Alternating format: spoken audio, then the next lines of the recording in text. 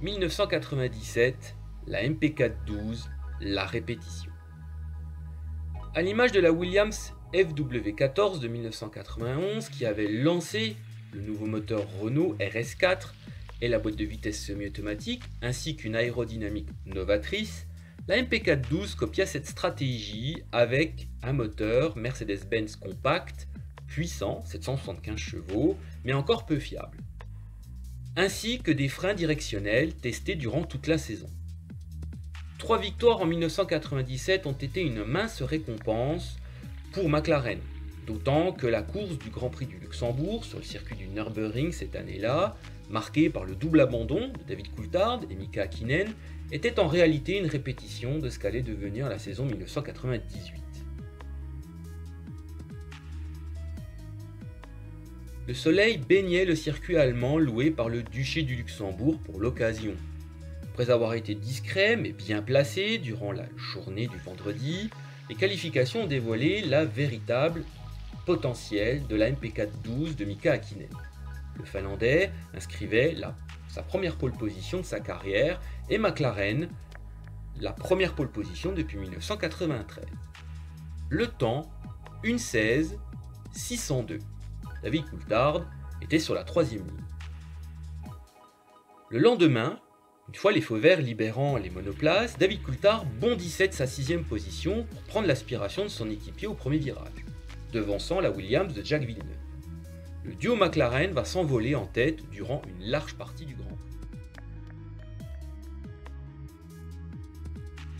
Au 34e tour, Häkkinen, qui avait laissé la tête à son équipier écossais durant 3 tours, reprend le commandement après le ravitaillement de ce dernier. Le Finlandais avait 12 secondes d'avance sur Coulthard et 16 secondes sur Jacques Villeneuve. La domination était nette et le comportement de la monoplace grise fabuleux. À peine 10 tours plus tard, une double défaillance marqua la fin de la démonstration.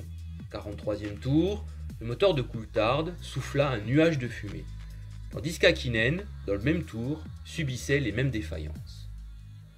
L'abandon était amer, mais l'espoir d'une saison 1998 était alors visible dans le regard de Ron Dennis. Le retour de la fierté semblait alors visible dans le garage McLaren. 1998, la MP4-13, la première pierre.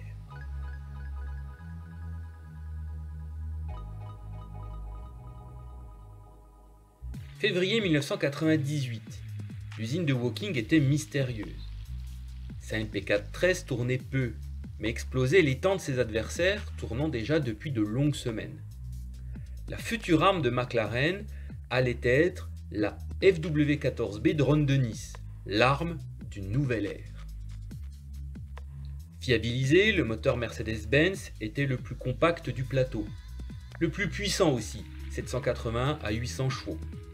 L'ensemble des systèmes avait été largement fiabilisé, et Adrian Newey a apporté sa petite touche au design de la machine par des détails.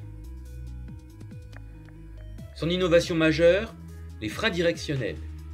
Un système qui sera interdit au début de saison 1998 sous l'impulsion de Ferrari et Arrows.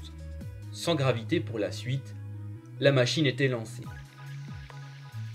L'année 1998 restera pour McLaren celle de la mise en place de ses prochaines innovations.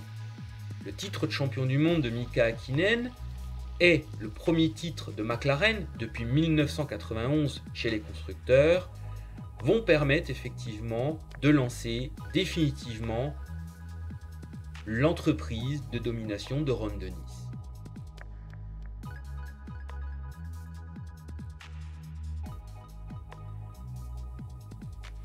« 1999, la MP4-14, la radicale.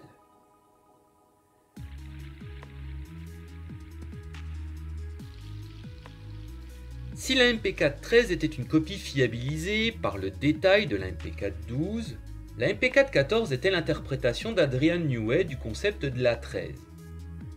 Une machine radicale. Puissante, rapide, difficile à piloter mais peu fiable, finalement Woking se retrouvait au niveau de 1997 et perdit le titre de champion du monde des constructeurs face à la Scuderia Ferrari. De son côté, Mika Häkkinen remporta son second titre de champion du monde des pilotes à Suzuka devant Eddie Irvine de quelques points. Une maigre consolation. Comme pour la MP4, 13 innovations prévues pour 1999 avaient été interdites par les hautes instances. En effet, la MP4-14 devait être la machine introduisant le premier système de récupération d'énergie cinétique KERS de l'histoire de la Formule 1. Le projet avait été présenté à la Fédération internationale de l'automobile qui l'avait interdit dans le plus grand des secrets. McLaren voulait simplement répéter avec ce système la même stratégie que pour les freins directionnels. De son côté, la FIA, méfiante des innovations de l'équipe de Ron Dennis, préféra dire que le système était une assistance à la conduite. Cette discrète interdiction expliqua pourquoi la MP4-14 ne disposait d'aucune innovation particulière à l'époque, hormis sa radicalité.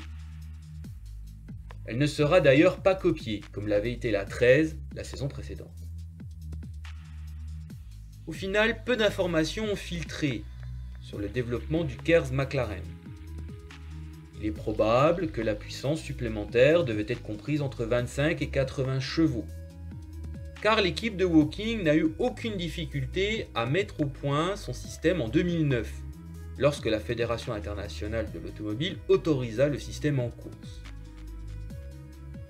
Finalement, elle avait continué à dépenser de l'argent dans le développement de cette technologie, pourtant interdite.